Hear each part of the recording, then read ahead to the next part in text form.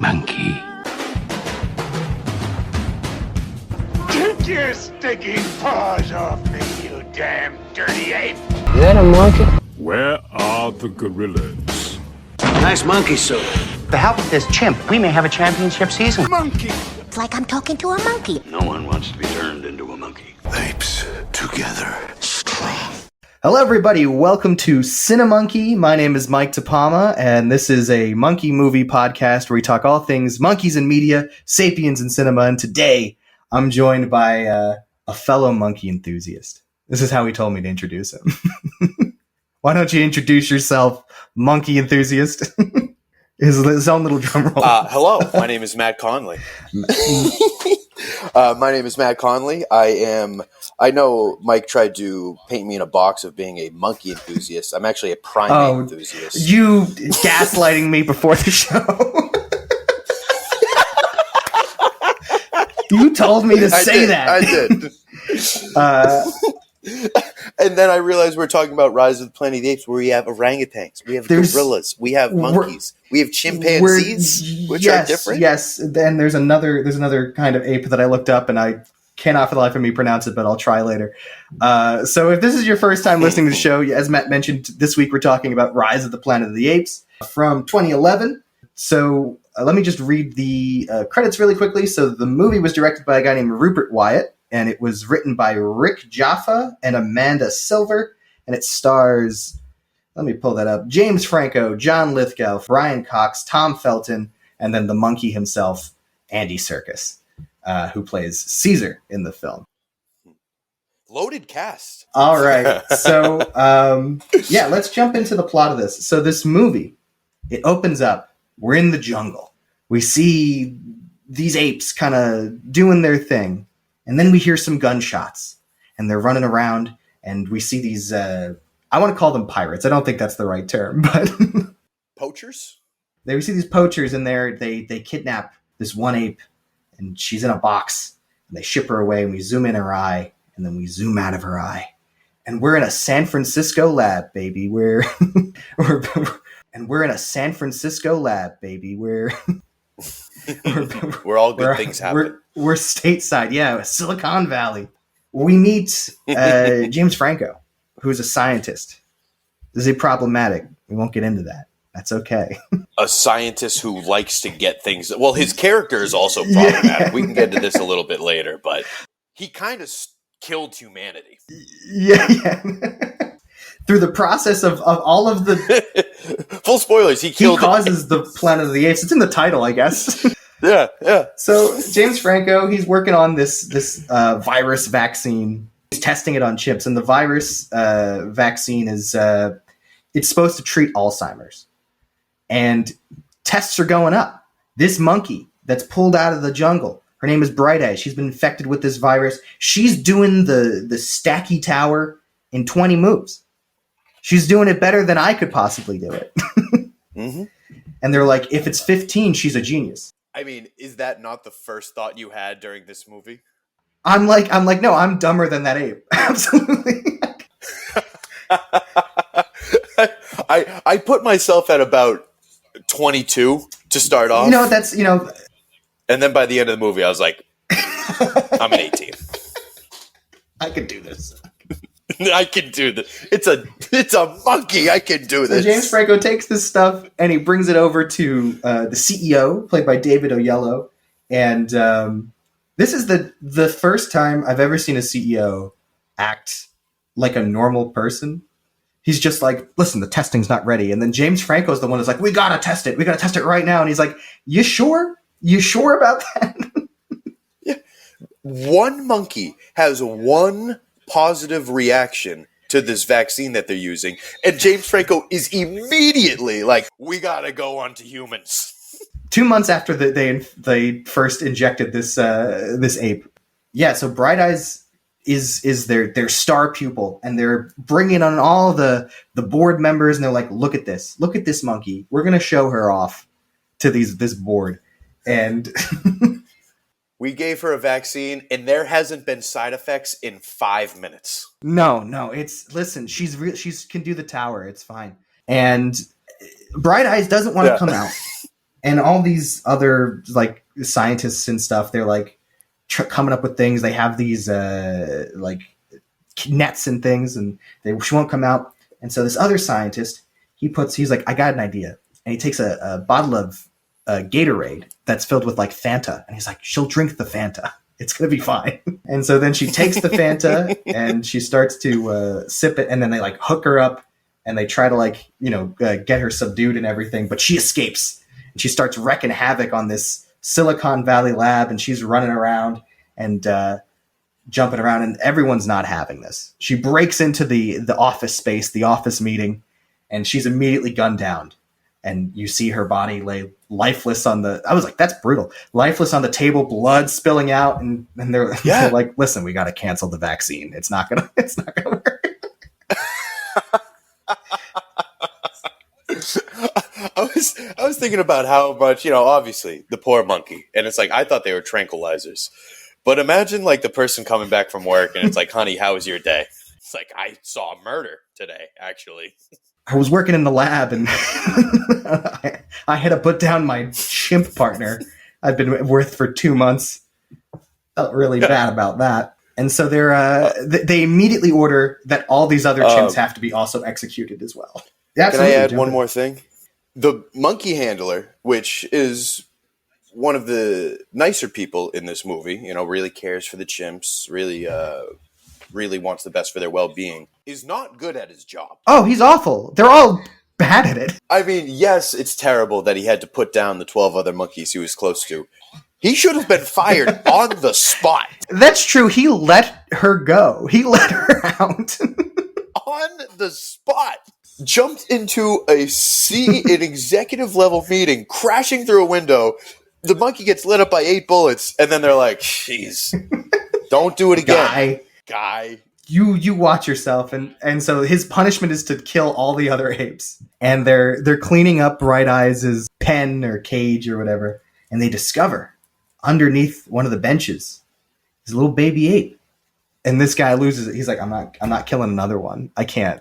You do it, James Franco. And he's like, what am I? What? I can't do that. That's crazy. He was like, well, goodbye. I'm going home. And so James Franco does what any normal, sane person would do. And he takes this baby home. And he comes home and he finds his father, who has Alzheimer's, played by John Lithgow. Great performance in this movie by him as well. Great. Like, too good for this level of movie. When everyone else is like giving it maybe like 60%, he's at like 90. Well, and then Andy Serkis is given 100. Mm-hmm. Exactly. Yeah. Like when he's always. But you were saying something about John Lithgow? Yeah, I mean, like you said, he's going 90, possibly 100%. Even compared to like Brian Cox, you can tell and it's so funny looking at Brian Cox now and being like, oh, he's this world-renowned actor. He was a little of a character actor in 2011. At least to me. Like, any Deadwood fans out there? Probably not. But yeah, Deadwood. But just to see him retroactively is always like, oh shit. Yeah, no, it was a surprise. I forgot he was in this because he also doesn't do. We'll get back to him later, but he doesn't do much. So we're in the house and we discover John Lithgow has Alzheimer's and. There's some family drama, and we realize that James Franco, his character's name is Will, he's doing these tests to save his father from slipping into further Alzheimer's. And John Lithgow finds little baby monkey, and he picks him up, and he starts quoting Shakespeare, and he calls him Caesar. And James Franco goes, that's a pretty good name. After he was told not to name him. That's pretty good. It's a pretty good name. So then we see Caesar grow up in James Franco's house. He has a whole slew of he has an attic to himself. He's a kid, essentially. And you see him. It's a good setup he's got. He's got a great setup. He can't leave the house, but he's got a great setup. And this, I will say, as I'm watching The Monkeys, of the movies I've watched so far, this is the first time where I truly felt I'm watching this monkey on screen. He's swinging on stuff. He's pulling down grates. He's, stealing cookies from the cookie jar. I'm like, this is the monkey action I need. I was just about to say. We need it. The cookie jar is unbelievable little swing, and especially to show his intelligence. He's learning. He knows how to steal now. Not no dummy could just get away with stealing. We watch him grow up over the course of 5 years in the course of like 3 minutes. And over this time, we see him improving his intelligence. James Franco is teaching him how to sign, so he could speak a little bit. He's good at chess. I remember James Franco is like, and he beats me at chess all the time. It's like, I think James Franco's dumb in this movie. I think he's a dumb scientist. Pretty dumb scientist. Losing to a monkey? Come on. No, I don't want to backtrack too far here, but when James Franco meets his love interest, Caroline, he is bringing Caesar into a zoo, presumably one of the only places that he can get medical attention. Yeah, I love this Caesar. scene. Check him out. Yeah, what happened? Why is he going to the zoo? Well, what's the... to get checked out. He like hurts himself or he like cuts himself, and they're like, what are we going to do with Caesar? And yeah, they take him to the zoo in a baby carriage, as you were saying. In a baby carriage. And then Caesar like looks out, which is just so hilarious to me. Yeah, no, it's so funny. And he looks out like over you see like children like kind of peeking in, and he sees like other like apes in the ape enclosure, and they're all looking at him like, what?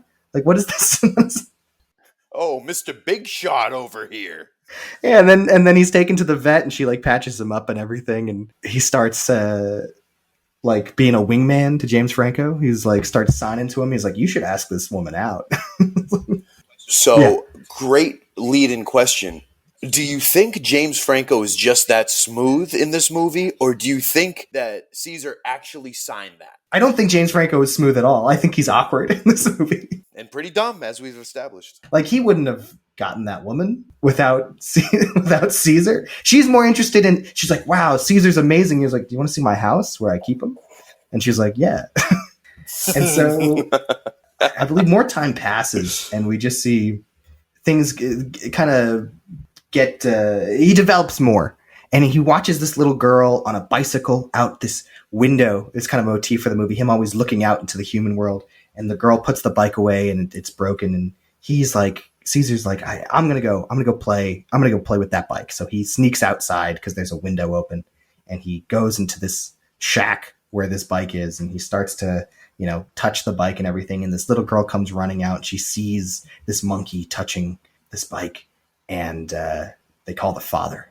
And the father runs in, and he's like, this animal is crazy. And then James Franco and John Lithgow come out, and they're like, no, he's harmless. Don't worry. It's okay. Meanwhile, in this time, yes. I get he's the bad guy of this movie. I get that the neighbor is the bad guy. If I came outside to a wild chimpanzee playing with my children, my first reaction would probably not be positive. Well, yeah, no, like, I agree with you. Like, I think this dad in this instance is like, there is, like, he's not wrong to be like, let me shoo this animal away. Is he annoying in this movie? Yes, because we feel for Caesar because we're with him a majority of the time. But this he's cranky. He's tired. He's an airline pilot. I'm sure he's not getting good sleep. He's not home that often. No, of course not. I get it. Is he a jerk? Yes, but he is also... he's also kind of right for being angry about this stuff. Oh, man. Already 15 minutes in, we're already siding with the bad guys. Yeah, I side with the bad guys in almost every... Like, I did it with the Kong Skull Island one. I was like, they're kind of right. And even with Godzilla Kong, I was like, they're kind of right. You would be upset if a big monkey was attacking your city. Yeah, a little bit. A little bit. Kong Skull Island one, I was like, they're kind of right. And even with Godzilla Kong, I was like, they're kind of right. You would be upset if a big monkey was attacking your city. You would be. I don't know. Yeah, a little bit. Meanwhile, a little bit. Oh, lesser of two evils. Well, I'd rather no evil. Actually, we can wipe it out. It's going to be fine. Yeah. Can I add one more thing and then a slow down on these? No. By all means. Distracting of us. So there's a beautiful transition of Caesar swinging through the redwoods as we jump forward 5 years, as he's a little more adult and a little more learned. He starts to wear clothes, and I feel like this is a very, very big talking point that I want to touch on. Because does that mean... The first one is like, Caesar, he wants to become more human, and he sees Will always wearing them. Or did Will get sick of looking at Caesar's dick all day? And he was like, I'm bringing him in. We got to throw pants on this guy. I got a leftover T-shirt and some blue jeans. I got to give to Caesar. Yeah. Listen, this is my son. This is... We're bringing him into Walmart. Yeah, we can't have him hanging dong. No. This is... Listen, we're sophisticated chimp owners, all right? But did James Franco dress him? It's not said. There's not a dress-up scene, unfortunately. Listen. These are the questions we need to ask. We got to fill in the blanks here. But yeah, so Caesar's taken to the redwoods, as you were saying, to kind of stretch out and have more space because his little dinky attic isn't cutting it anymore, and he went outside with that girl, and so they were like, "We'll give her some space. We'll let him go." They put him. When you said little dinky, I thought we were going. Yeah, listen, you were talking about it before, and in a different direction, and. And so Caesar goes out to the redwoods and he climbs around, but he's always escorted on a leash. So James Franco always has him on a leash, and John Lithgow is like, let him go, let him be free, let him be monkey. And he goes and he becomes monkey. And as you were saying, he swings through the redwoods and he becomes 5 more years have passed, so he's like 10 now or something like that. He's he comes down, he's wearing the clothes and everything, and he's walking back to the car. James Franco's walking him back on the leash, and they pass a family with a dog, and the dog starts barking, and the family's like, is that a fully grown chimpanzee just like hanging out with and James Franco's like, just keep moving, it's fine, and everything. And then Caesar like kind of growls at the dog to like show his dominance, and then he goes back to the car. But Caesar notices that the dog is on a leash. And he's like, I am also on a leash. And James Franco opens up the back of his hatchback. And he's like, on, Caesar, get on in. And Caesar closes the hatchback and goes around and then sits in the backseat of the car. And he gives this such disappointed look on his face. And he's just like, how dare you? Am I a pet? What am I? Mm-hmm. And James Franco's like, So I read that scene was improvised by Andy Serkis. Yeah, no.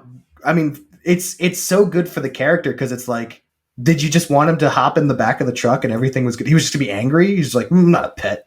Just him like doing that little human gesture. It expands his character a little bit more, and you see like the pain on his face too, just like how upset he is in that moment. And really, it just goes to like the performance that Andy Serkis gives in this movie. And this is like, I would say, probably the first moment where you really get that emotion is really conveyed, because he's small a majority of the time before this, which everything except Caesar being a baby was played by Andy Serkis. So even when he was like a child, that's still Andy Serkis doing the motion capture for his face. But how they would shoot this movie, which I found fascinating and sounds so exhausting and tiring, is they kind of related it like Roger Rabbit. So they would shoot it once with Andy Serkis in the motion capture suit. And then, so the actors, they would know the blocking, they would know the staging. Then they would have to shoot it again with no Andy Serkis. Like there's just nothing there. So James Franco and John Lithgow, they're reacting to nothing. And then what they would do. What's the advantage to that? So the problem is that Andy Serkis is too big. So what they had to do is they would then get a third take with a smaller motion capture artist who would go and do the exact same scene, try to mimic Andy Serkis to the best of their ability. And then they would take the face from Andy Serkis, put it on the smaller person. And then they would use the take with nobody in it. So that way they can like animate the full creature into it, if that makes sense. Wow, that is a lot of work. Yeah, absolutely. This was the first movie to do it at this scale. Oh my god! Because prior to this, Weta FX International, whatever the full name of the company is, they had done Lord of the Rings with Andy Serkis and King Kong with Andy Serkis as well. So he was like their go-to guy, and does he play Kong in King Kong? yeah, he plays King Kong in the 2005 film. But prior to that, they had to shoot all these scenes in sound stages. And they mentioned, I watched a behind the scenes little documentary. They talk about Avatar, and that like Avatar like did it on this mass scale where you can have a movie with these massive creatures and they're the central focus. But that was all done in a sound stage on stuff. This was the first movie where they were like, let's take it outside. So they were able to shoot on location in the sunlight. And I just find that really, really fascinating that they were like, this is the movie to do it. Because I'll mention it a little bit later, but Tom Felton, Draco Malfoy, appears in this movie as another sniveling bad guy. So it is Draco Malfoy. Yeah, that is who it is. And the whole movie, it was bothering me, and I didn't want to Google it. I was waiting for this moment right here, right now. When he signed on, apparently he was just like, this is cool and all, but like, you're using real monkeys? And they were like, no. And he was like, what do you mean? And they're like, just wait, just hold on. But anyway, back to after that little tangent there, back to the movie. So James Franco takes Caesar to the lab, and he shows him the lab from the outside in his car. He's like, you were made in there. You were born in there. Your mother is no longer with us. We're very sorry. And Caesar's very upset about this, and they go back to the house. Meanwhile, while Caesar's also growing up and becoming a bigger ape and learning and thriving, James has been sneaking the drug to his father, and his Alzheimer's is getting better as well.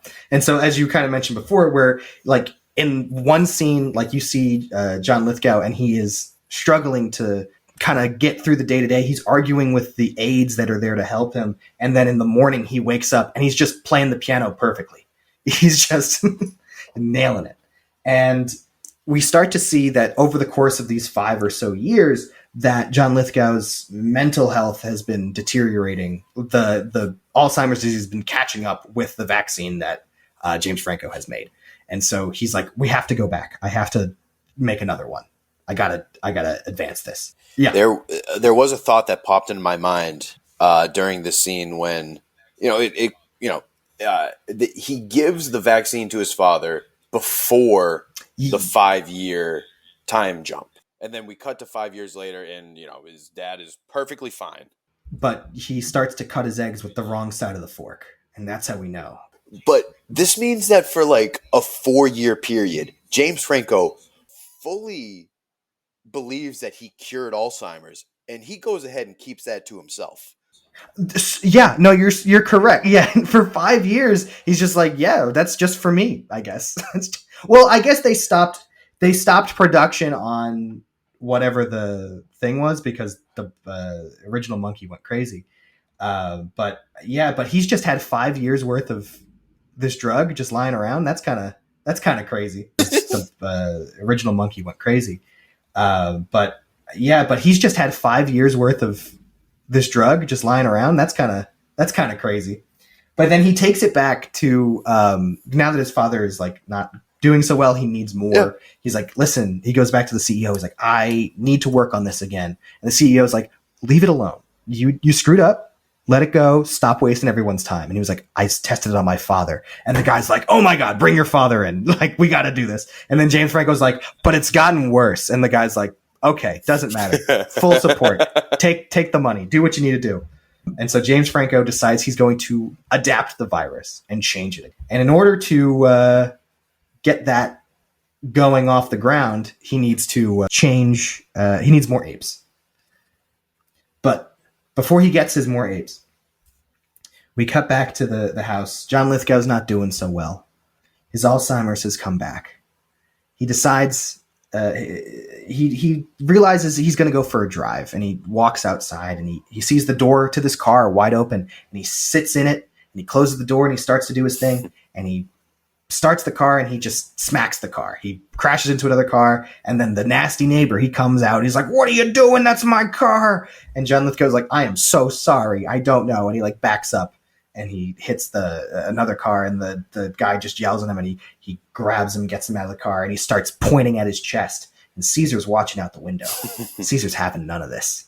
So Caesar sneaks out the window and he jumps on top of this man, and he starts to beat him up. And James Franco runs out, and this little girl runs out, and she's like, "Dad, what's happening?" And Caesar bites this man's finger, and this man is not happy about it. So he's like, "I'm pressing charges. You're going to jail." Caesar, listen here, and, monkey man. Yeah, and so you're Caesar, going to jail for Caesar, a long I guess time. James Franco goes to court. Here, monkey man, you're going to jail for a long time.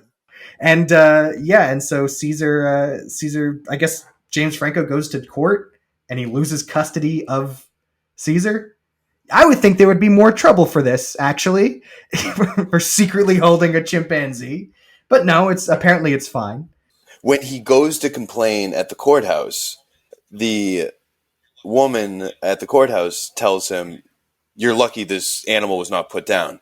And I know human level intelligence, and I keep siding with the bad guys. But again, she has a point. Yeah, these are dangerous animals. Like, yeah, sure. Like, yeah, like you're saying human level intelligence, but it should not. Yeah. Listen, we've all seen Tiger King. We were all bored. They're animals. They're going to attack you. And as we know of the moral of this story, listen, monkeys might turn on us one day. And so he's taken to ape jail, where we meet Brian Cox. Mm-hmm. And Brian Cox is there, and James Franco's like, I'm gonna bring you home, don't you worry. And Brian Cox was like, just get the goodbyes, like let them get over it. Which makes me wonder, like, Brian Cox has done this a lot, I guess.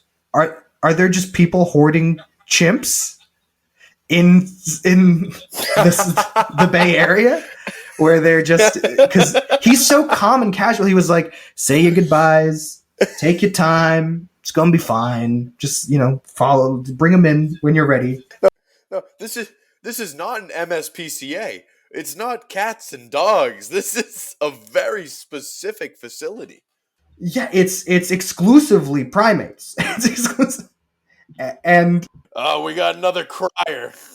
Brian Cox was like, listen, in a couple days, he's never going to want to go home again. He's going to love it here so much. Don't you even worry about it, James Franco. And they let Caesar into the main interior, and it's got a tire swing and a fake tree and some toys and stuff and a little river. And Caesar's like, I could do this. And then he gets up to the wall, and he smacks the wall, and he sees that it's painted on. And he's just like, something's not right about this place that they've brought me to. And Caesar goes to the glass and is like, can I go home? And James Franco's like, no, but we're going to get you home. Don't you worry. Give me some time. And Brian Cox is like, just get out of here. Just leave. Let him adapt. And so James Franco leaves. We meet our other crew of animal wranglers, just angry little people. Specifically Draco Malfoy. He comes in and he's teasing him, and he's like, follow me, come to listen to my voice. And Caesar's all excited, and Caesar falls into this cage, and they lock the cage, and Draco Malfoy sees he's got clothes on, and he's like, look at you little freak monkey. What are you doing?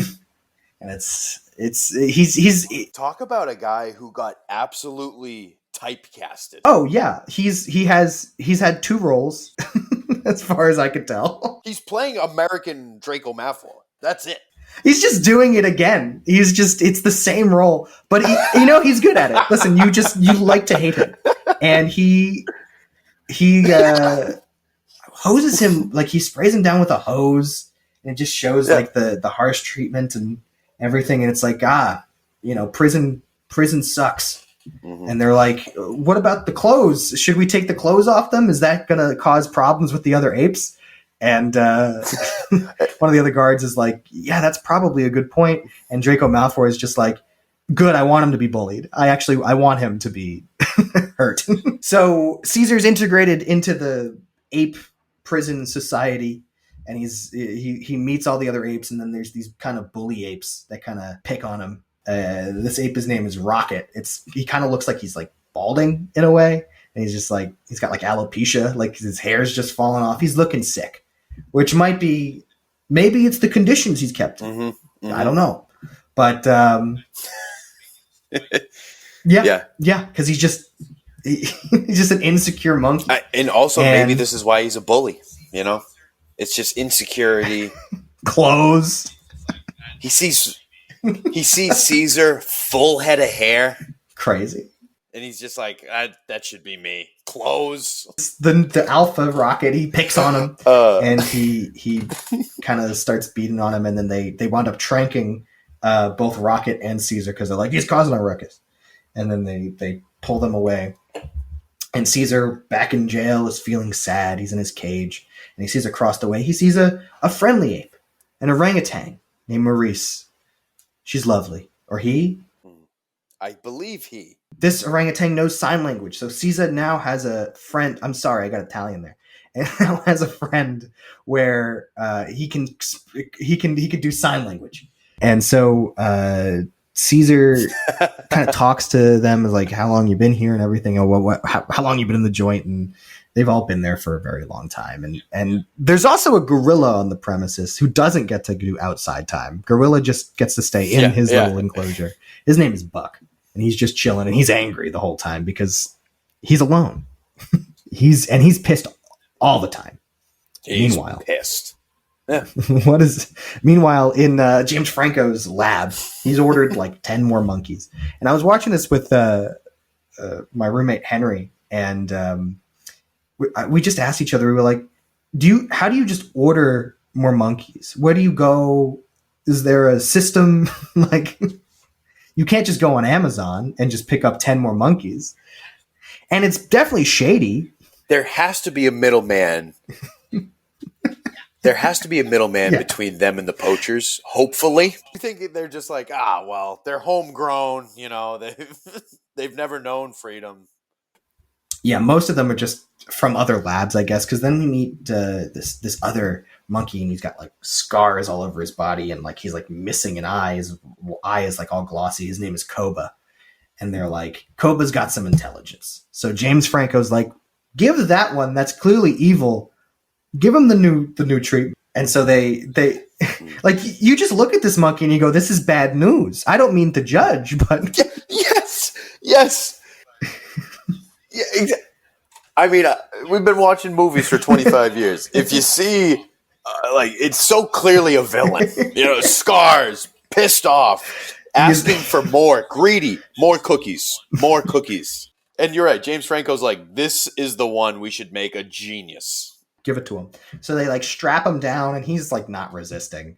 And because he's been through the ringer before, and they're loading up the new virus, and they're like, he's on the MRI machine and everything. And the animal wrangler from the start, who's bad at his job, that refused to put down all the other monkeys and chimps, he didn't have his mask on while in this room, and some of the virus sprays in his face. That can't come back to haunt you in any capacity. And they're like, get your mask on, you idiot. And he puts his mask on and everything. Maybe if we fired this guy when he deserved to be fired, we wouldn't have a second movie. Well, you know, we're blaming James Franco here. It's kind of this guy's fault. This is the reason. He's the problem. James Franco created the problem, but this guy is the driving force with his absolute negligence towards his job. the downfall of humanity is because this guy didn't wear a mask. This guy sucks. We didn't too soon, I guess. Yeah, it's true. He he winds up like running out of the test room or whatever, and they give Koba the new thing, and Koba's learning so fast. He's writing the CEO's name on a little whiteboard, and the CEO's like, "That's a genius monkey right there. Let's get him. Let's test let's test it on a bunch more." Yeah, he loves me. Meanwhile, back at the monkey jail, Caesar observes his area, and he notices that there is a way out, but there's like a whole complicated process that he's going to have to go through to get out, because he sees there's like this little lever he can do to open a window on the roof. And so he breaks out of his cage by, there's actually one day, Tom Felton and one of the other guards, they're trying to hit on some ladies. So they're like, hey, look at where we work. Look at this monkey prison that we run. And Tom Felton takes his taser and like electrocutes the fence, and it causes the monkeys to go crazy. He could have killed those. Like, that's just him being rude. Awful person. Animal abuse. Yeah, that's the word I was looking for. And Tom Felton is so Tom Felton is so good at just spitting his lines out. Like, just with such disgust and disdain. Oh yeah, he could tell he hates this. He hates them all. And what's even funnier, and I guess he had the experience from Harry Potter, is that like you have to imagine that this is a room full of people in gray pajamas with like crutches on their hands, hunched over like monkeys. And he's like pretending to electrocute them, and they're all jumping up and down. And he's like, "It's crazy in here, isn't that?" Like, yeah, I hate you. It's a madhouse. Yeah, that line, which is a callback. I would like to quickly shout out the other security guard, who is not Tom Felton, Draco Malfoy, who is just a human walking map. Like, he easily has 20 years on Draco Malfoy in this movie. Every time Draco Malfoy even slightly challenges him, he crumbles like an old cookie house. Oh yeah, he gives up so quickly. He's like, okay, yeah, that's fine. And then he does the same thing to Caesar a little bit later. Like, okay, yeah. But Caesar, one of the guys that Tom Felton brought in, is like intimidating Caesar, and he's like, what is that one a little bit special? And then Caesar's just kind of like staring at him through the fence, and the guy like gets closer because Caesar like waves him over, and then Caesar like grabs him through the cage. And the guy's just like, ah, and then Caesar's just like just staring him down, just like, I hate you, get away from me. And then Tom Felton like electrocutes him, and Caesar goes back.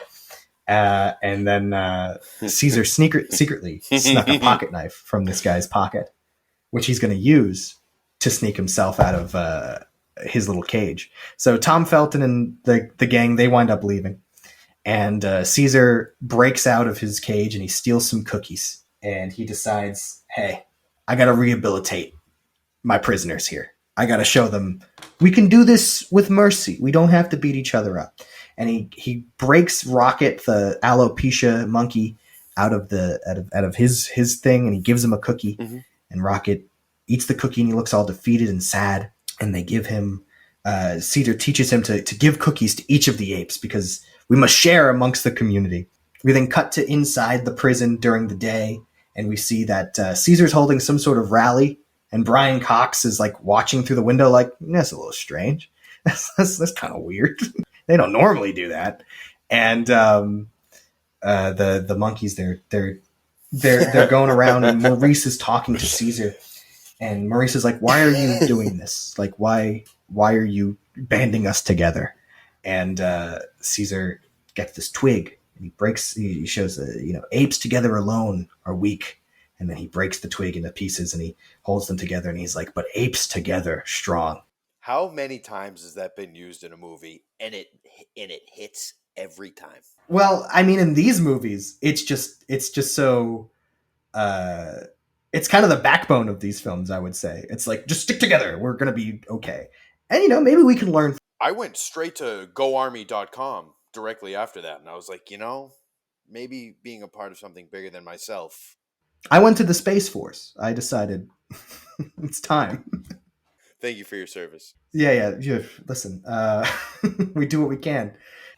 Caesar's built his little legion. He goes and he befriends the gorilla as well. So he's having a good time. All the monkeys are united in one place. Meanwhile, James Franco, his father's not doing well. And he sneaks out and he steals some of the new drug that he gave to Koba. And he stores it in his fridge, and he gives John Lithgow the new drug, while he's sleeping. He's like, this'll, he's going to wake up in the morning. He's going to be fine. This is one of my favorite shots of the entire movie is when he brings the second batch, it's like AZH 13, I believe is what it's called.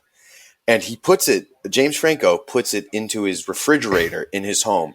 And I've never seen a refrigerator look more like a backup refrigerator in my entire life. The only thing in that fridge is 2 long forgotten about summer Sam Adams beers, which taste terrible. And I know that he bought a 6-pack, drank 4 of them, probably bummed them off to his friends, and then they've been sitting there for 4 years. Yeah, that's his life at the moment. You clearly could tell. Things with his girlfriend are a little bit rocky, I would say. She's just like I think she was more interested in Caesar than she was in him, but Yeah. she kind of disappears from the movie pretty much at past this point, because he gives John Lithgow the drug, and he falls asleep on John Lithgow's lap, and he wakes up in the morning, and unfortunately John Lithgow has passed away. So he killed his father with this new drug. And immediately the next day, Well, to be fair, he also killed all of humanity, so. Yeah, and he started with his dad. And so he winds up packing up all of John Lithgow's stuff, and his girlfriend's like, "Hey, go see Caesar. Like, you got to go see Caesar." And James Franco goes to Brian Cox, and he's like, "Hey, listen, I don't care what the courts say. I'm going to bribe you. I'm going to give you all this money, and you're going to let Caesar out because I need to take Caesar home." And Brian Cox is like, "Nah, I don't care, whatever, sure." He covers up the money, and they grab Caesar, and they open the gate, and James Franco's like, come home with me." And Caesar goes up to the gate, and he closes his face, and then he just goes and he turns back, and he sits at the back of his thing, and you just see the pain in Caesar's face. He's like, "I didn't want to do that. I actually wanted to go home, but I have to be here for my ape brethren. I can't leave all these monkeys." I just did the cookie thing. I just befriended Buck the gorilla. Like, I'm kind of popular right now. I don't know if I can give up this. yeah. Sorry, James Franco. I gotta let you go. And James Franco's like defeated, and he's like, okay. That night, Caesar breaks out of monkey jail. He opens the roof, and he slides down, and he breaks into James Franco's house, and he steals the formula, the new virus, and he takes it back to the monkey prison, and he smashes them, and he rolls them down the aisle, and you see the smoke fill the screen, and now all these monkeys have been infected with the new virus. So they're all getting smarter. Yeah. A quick question for you. Mm-hmm. So when Caesar breaks into Will's house, there's a quick 3-second clip where Caesar is just watching them sleep. What do you think that's about? Do you think Caesar is contemplating killing them? Do you think he's looking at them being like, "Oh, I miss them. This is the life I could have had"? What do you think his reasoning for staring at them sleeping is? I think he just misses his life in that house, and he's like saying goodbye to that life, because he's like, now I got to go be full monkey. So this is my last chance to like reminisce here. That makes sense. I don't think so either, but the way they shot it came across as so sinister. Maybe that's just, the lack of monkey social awareness at this point in the movie. They're smart. They don't know the human social cues. You don't watch people sleep. They're figuring it out, yeah. And so Caesar, all these monkeys are souped up and smart now. Like a Subaru. And they decide, the next day comes, and Tom Felton's doing his bullying again, and he's beating them up, and he's doing what he's got to do. And what he's got to do. They chase them back, and and Caesar, he didn't go back to his pen. Tom Felton's having none of this, and he goes into the monkey enclosure, and he is like, come on, get back. And Caesar isn't going anywhere, and he goes up to Caesar with a baton, and he's gonna swing at him. And he takes this swing, and Caesar catches it, and then stands up and screams in his face, "No!" And that every time I see, and I've seen this movie like a bunch of times because it's always on FX. That scene, all like there's just something so like there's just you get tingle down your spine. You're like, oh crap, like this is happening. Like It cuts through. It cuts through you. because like this is the first time in the universe that a monkey has spoken, and the other guy, the footstool, he's like, oh no, like this isn't good. And so Caesar starts screaming no and no, and he's cheering and he's chanting, and he goes and he opens up all the cages, and Tom Felton grabs his electrical baton, and he's like, I'm gonna get him. And Caesar picks up the water hose that he was sprayed with earlier, and he sprays Tom Felton water hose, and Tom Felton falls over and dies. And then the footstool comes out, and he starts panicking. The footstool. I want to touch on that scene when they're in the monkey enclosure during the fight really quickly. Two things. One, everything's IP. You got to reuse everything for fan service. But he says the line, "Get your stinking paws off me, you damn dirty ape." Oh yes. And I have to admit, I wanted to hate that line delivery. I as soon as he said it, I almost cringed, and then I was like, you know what? It still works. God damn it, it still works. It work. It's good, and it's good in the context that they give for it in this movie, because it's like, yeah, this guy sucks. This guy, and he hates these animals. And then the other thing I want to touch on too is that the human footstool has a tranquilizer locked onto Caesar the entire interaction that he's having with Tom Felton, where he's hitting them with the taser baton. I know we've blamed a lot of people for the rise of the Planet of the Apes, but this might be the single pinnacle moment of just shoot him, and all of a sudden we're good. So we have three suspects here for who caused the rise of the Planet of the Apes. So the footstool, after he sees Tom Felton's dead body, he comes out, and the monkeys are like pissed. They're riled up, and they start beating on him. And Caesar stops that, and he's like, "No, we're better than them. I just killed a guy, but we're better than this." Listen, that was an accident. He deserved that. This guy didn't." You're right. And he did. And so then he locks him in the cage, and Caesar, they break out. They jump through the roof. They're smashing glass, and Caesar's got a plan. He's going to collect as many apes as possible in the Bay Area. And they go to the zoo. They break the apes out of the zoo. They go to the cybernetic lab, which is a great scene. They go to the lab where they're being tested on, and the CEO, he's like pulling up, and they're like, "Hey, Mr. Jacobs, like, there's a problem." And he's like, "Don't worry about the problem. Everything's gonna be fine." And he walks from his car, and he walks into the rotunda of where he works, and he looks up, and every floor is filled with apes. And they come down, and they start, chasing after him. And he immediately calls the police, and he's running outside, and he hops in a helicopter, and he screws off for a little while. And so James Franco sees this on TV, and he's like, "Oh my God, I gotta do something about this." And so he's like, "I'm going to go find Caesar." So he rushes to the monkey prison. He finds the footstool there, and the footstool's like, "He spoke." And James Franco's like, "That's insane." And then he's like, "But I know where he's going." And so he heads out. So Caesar, at this point in time, he's I know where I think he's going to go. That's insane, but I know exactly what the monkey is planning. So Caesar takes to the streets of San Francisco, and he is heading somewhere, and the police are after them, and he's chucking spears and stuff at the police cars. He breaks the one chimpanzee out of animal control. I feel bad for that guy. That guy's just doing his job. He's like, I gotta catch this chimp that's on the loose. And then they break him out of the thing, and that poor guy's just like traumatized because yeah, he was just doing his best, and he shouldn't be fired because that's not his fault. No, it's not. And he's already wondering, why are there so many apes in the Bay Area? I'm wondering, how did all these apes? He's like, this is my fourth call today. I guess they had a lot at the zoo. I don't know.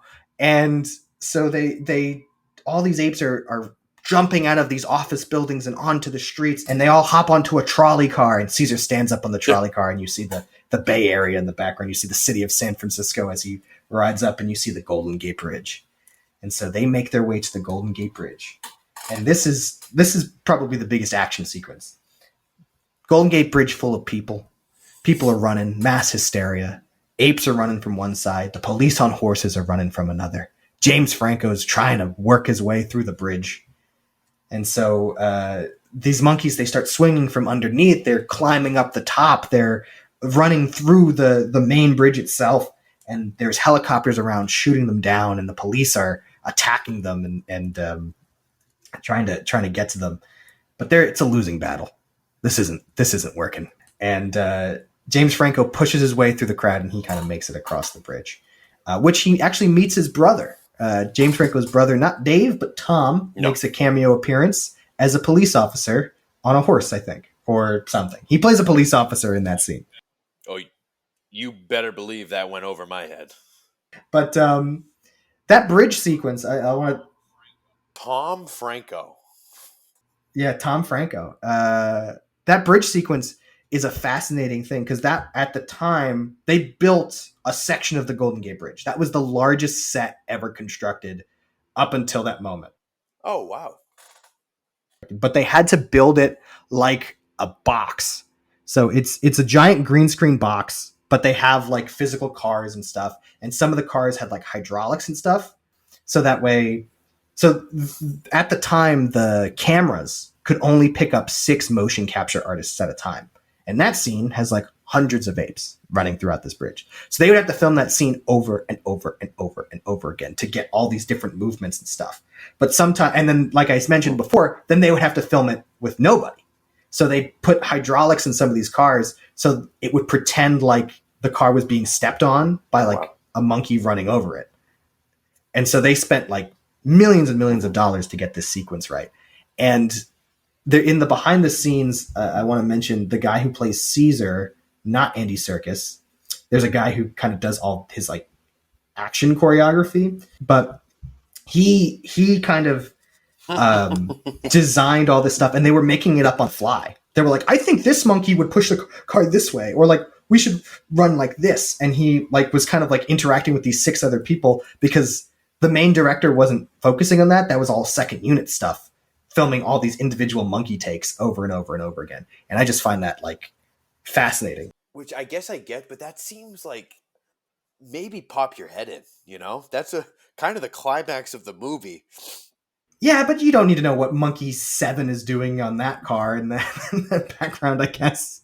Fair enough. Fair enough.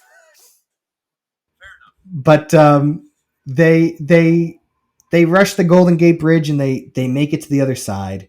And the police and everything, and they police are shooting at them, and they wind up the gorilla Buck in the helicopter, which has the CEO, because the CEO is pointing out which ones are like important to shoot. He's like, that one's the leader. He's never met Caesar before, but he's like, that one, that's the one. Why is he in a military grade helicopter in this scene? Listen, he's the ape expert on duty or something. Yeah. They're taken down by Buck, and Buck, the gorilla, runs and takes down the helicopter, and it falls. And poor Buck dies because he's been shot a bunch of times by the military. And heartbreaking scene. R.I.P. Gets shot 8 times and still has enough energy to wreak havoc inside that helicopter for a few seconds. So true, yeah. And the helicopter just hangs off the edge for just a moment.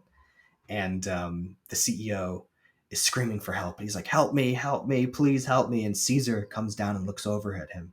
And he gives him this look. And he's like, just give me your hand, because he knows Caesar can hear him and understand him. And Caesar walks away.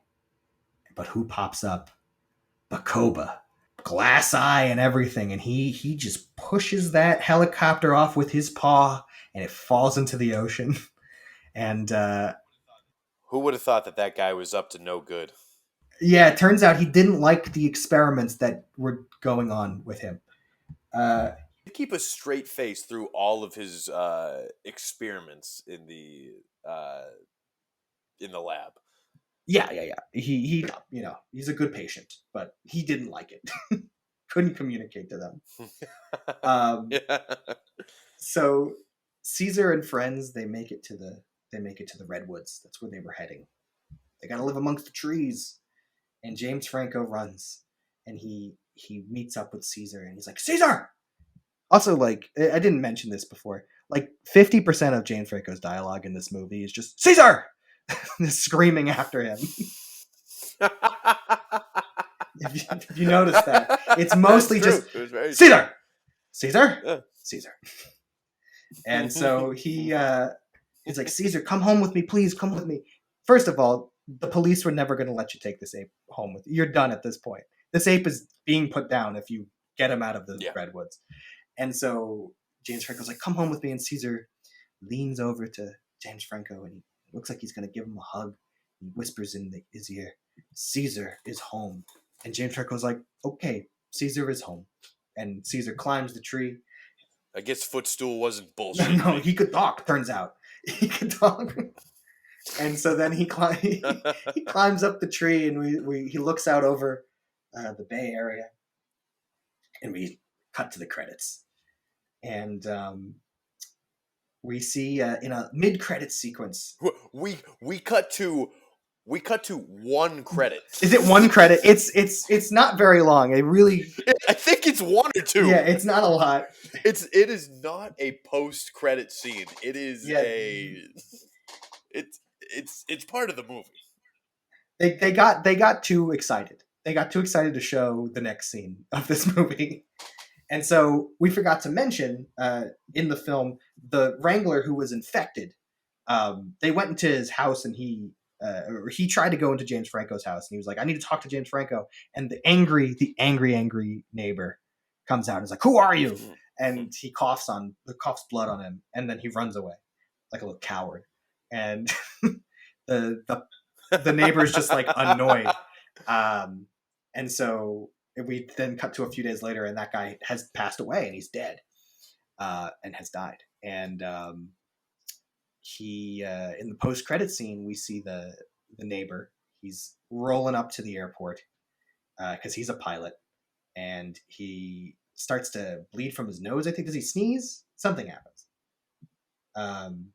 But we know, I think he just starts to bleed. He just starts to bleed from his nose. And then obviously he's getting on a flight. And then we see over the credits the flight paths that have now been infected. And eventually it's the entire world. And everyone's infected with the simian flu. And that's the movie. I swear this is the last time I'll stand up for any bad people in this movie. But if you just look at that neighbor's week, in its own segment, his kids were approached by a monkey. His car got crashed by his neighbor, and then he got sneezed blood on by a stranger. And I will say, he was over at James Franco's house questioning this stranger about why he was at James Franco's house.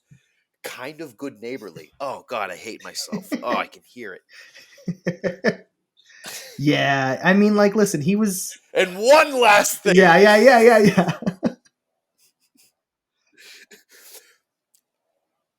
I get that right after this movie ends, a worldwide pandemic starts, and maybe humans have bigger fish to fry than sentient monkeys. But the best we can do is send in maybe 100 National Guard to try and take them out. We don't have anyone else on duty. No active military that can maybe take care of this seemingly massive problem that we have in our hands. Yeah, I mean, like, there's full evidence that they are violent. Yeah, but It's the flu, man. They get distracted by the flu, and we'll never know exactly what happens right after this because the next movie is like 20 years later or something. And everyone we've met in this movie is probably dead. If dogs started talking and killing people on, yeah, dogs start talking and killing people on April 1st, 2020, and the whole world's like, yeah, but I'm gonna stay inside. Listen, not my problem. They can have the redwoods, all right? They can have the big trees. So they can have the redwoods. I've kind of mentioned all the fun facts that I've picked up on here. It was the first Planet of the Apes movie to be nominated for an Oscar since the original one in the 1965, and it lost. Unfortunately, wait, I'm sorry. How many movies were there in between that? There were 5 original Planet of the Apes movies, and then there was a reboot with Tim Burton made one in 2001, and then there was this one in 2011. So, I thought the timeline went Planet of the Apes, 1968, 2011. We got really, that's the only ones you need to see. I didn't know there was a whole. There's a lot more. This is kind of a remake of the 4th film. It takes some influence from a movie called Conquest of the Planet of the Apes, it shows like the 80s version of the ape uprising in a way. And like Caesar is like the lead ape in that as well, but it's a completely different story, different movie, because this kind of takes it in a more grounded role as opposed to the one from the 80s, I assume, where all of the cats and dogs die. So people go, well, obviously the next best pet is a chimp, and so they like take chimps in, and then they rise up after that. They get smarter. Listen, those movies are crazy. I will talk about them at a later date because they're wild. But yeah, let's kind of talk about. I would love to be a part of one of these. Absolutely, I'll have you on for you'll be my Planet of the Apes expert. What I also love about this movie is it's under 2 hours. I forgot how brisk this is. It just goes, and like it. Yeah. No, nice. The next 2 are longer, and then the upcoming one that's coming to theaters, Kingdom of the Planet of the Apes, it's like 2 hours and 40 minutes or something, and I was like, oh, what are you doing to me? Because every movie has to be. It's true. It's a new mandate, actually. Let's talk the monkeys in this movie. We have a lot of them. We'll start with Caesar. So Caesar, we kind of mentioned at the start, like he does the most monkey things, I would say, when he's a child, when he's a baby, and he's like swinging and he's stealing the cookies and everything. Mm-hmm. And you see him get more intelligent throughout the film, where he becomes more human in a certain way, because he has the genetic makeup of the whatever it's called, the Alzheimer's cure. And so we see him as a teenager, and he's kind of an interesting case study because he kind of doesn't want to be a leader. He's kind of forced into it. Like he just realized, oh, I'm the smartest person here. I should do something about this. Which I feel like has kind of what growing up in our generation has taught us is like, the stories we grew up with, like the reluctant leader, the Harry Potter, the Katniss Everdeen, the Jon Snow. It's just like you look around and you're like, I'm surrounded by a bunch of fucking idiots. Yeah, it's like, geez, all right, well, this Rocket's not doing anything. He's just playing with a gas can, and Buck's in a cage. It's gonna have to be me. All right, sure. I guess so. And I was about to call him Reba. What's the Koba evil monkey's name again?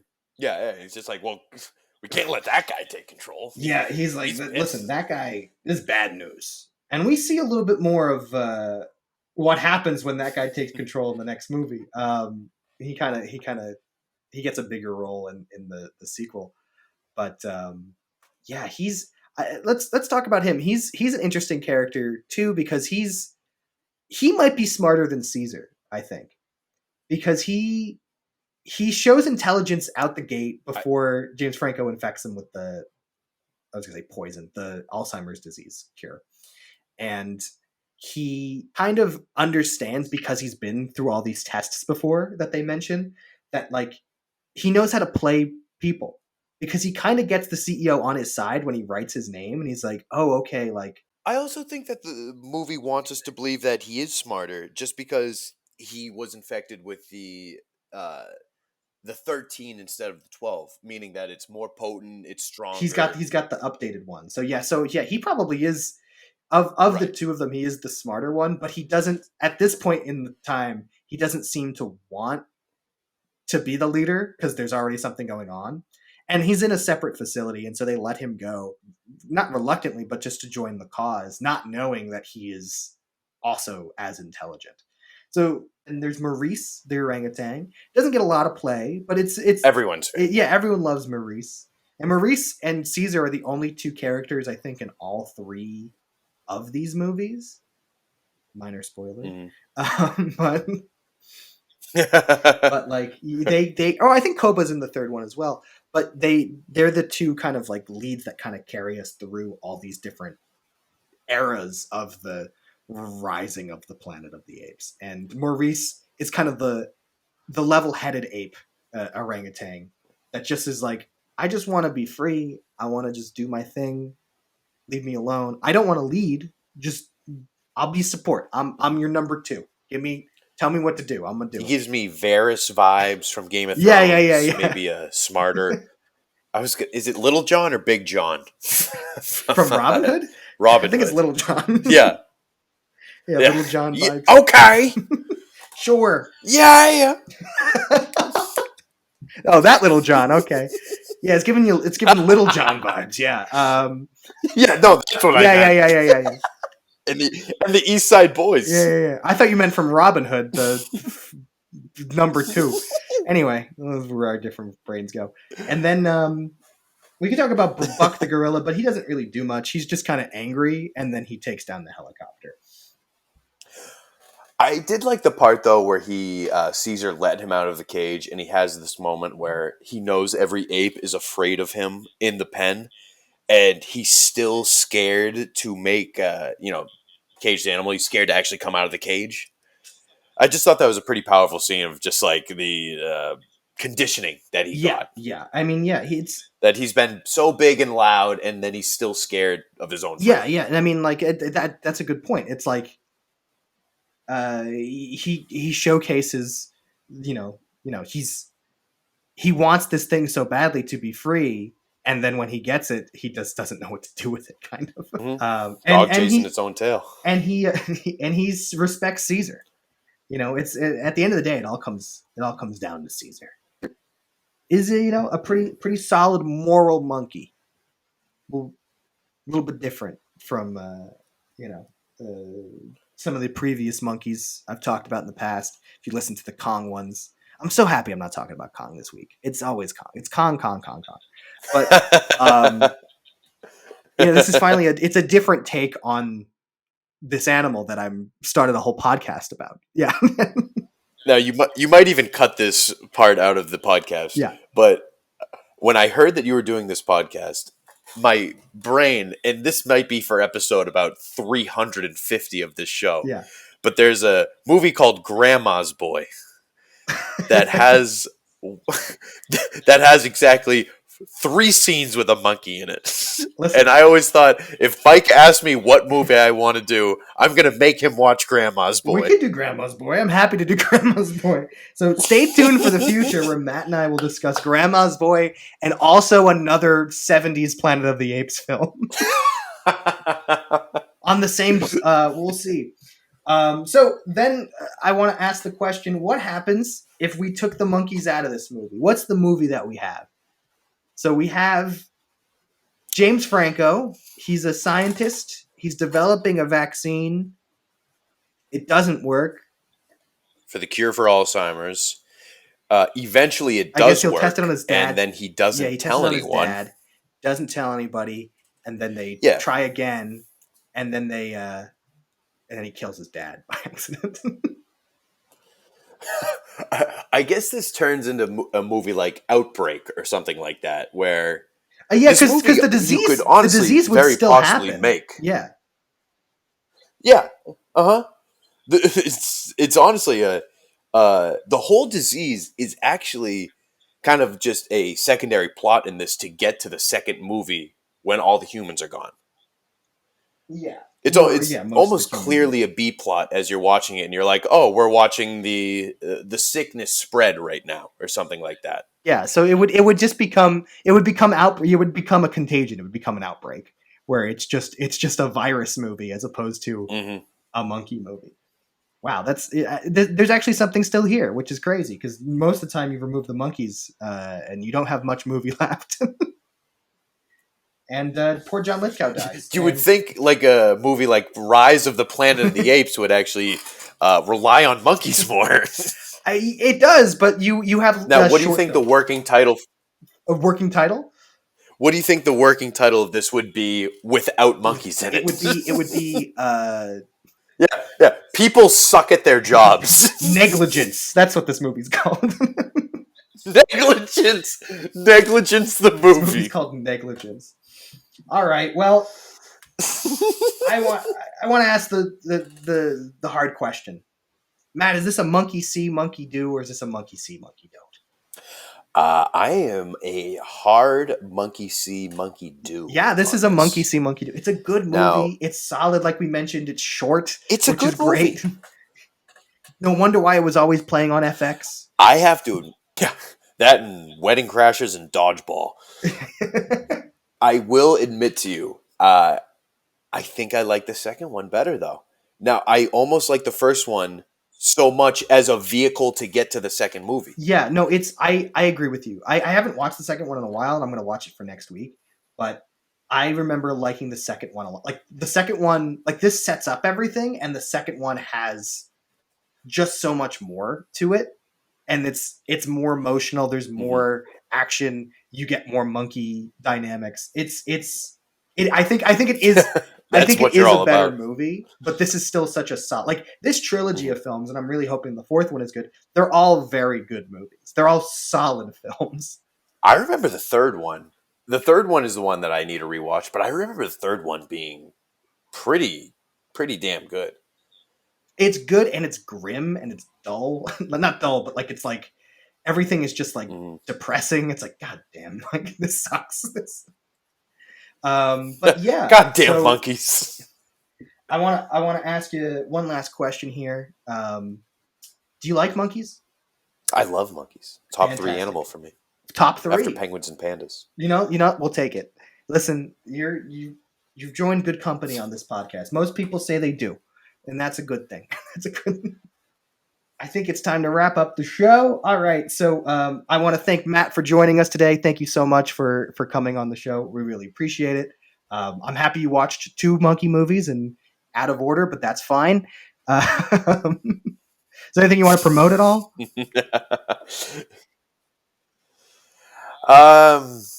Absolutely not. Come Fantastic. listen to the podcast. Listen to another episode of the podcast. Yeah, I want to thank Elias for our logo. I want to thank you all for listening and getting this far. It's crazy that there are people that listen to this. That's wild. If you want to help out the show in some capacity, you could use the Amazon affiliate link I'm putting down in the description. Buy the Planet of the Apes box set, and I get a kickback of that somehow. Just a little bit of money to keep my lights on, and I can keep running this podcast while I am unemployed. And then, yeah, Matt, do you have a fun way to close out the show? No, kind of just piggybacking off you. Venmo is Matt-Connolly-15. You know, fill it up. All right, pay Matt. All right, thank you, everybody, and bye.